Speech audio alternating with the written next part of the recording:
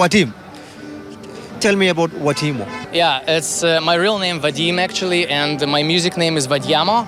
So like I just use first 4 letters from my real name Vadi, and then I added amo, which means I love in Italian and Spanish languages, and I also compose my songs in Italian and Spanish languages. So that's how I made my music name Vadyamo.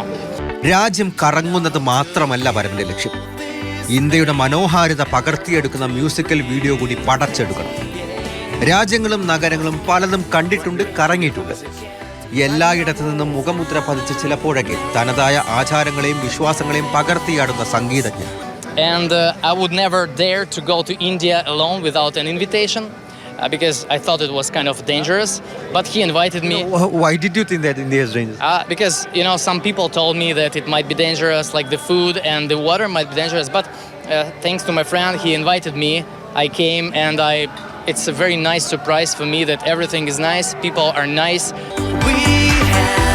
But we just came to the end. ഇന്ത്യയിൽ 6 നഗരങ്ങൾ സന്ദർശിച്ചു. ജയ്പൂരിൽ വെച്ചൊരു ഗാനവും ചിത്രീകരിച്ചു. റഷ്യയിലെ Siberian സ്വദേശിയാണ് വദീം. സംഗീതത്തോടുള്ള ഭ്രമം വദിയാമോ എന്ന ബാൻഡിലേക്ക് എത്തിച്ചു.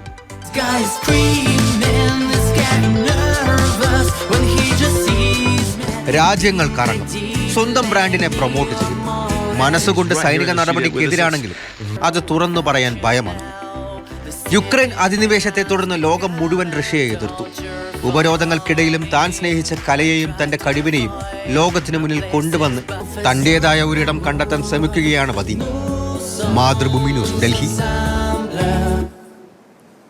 അപ്പോൾ എന്താണെങ്കിലും വളരെ നല്ലൊരു കാര്യം, കാരണം ഈ നമ്മൾ നേരത്തെ പറഞ്ഞപ്പോൾ തന്നെയാണ് റഷ്യ നമ്മുടെ ഇന്ത്യ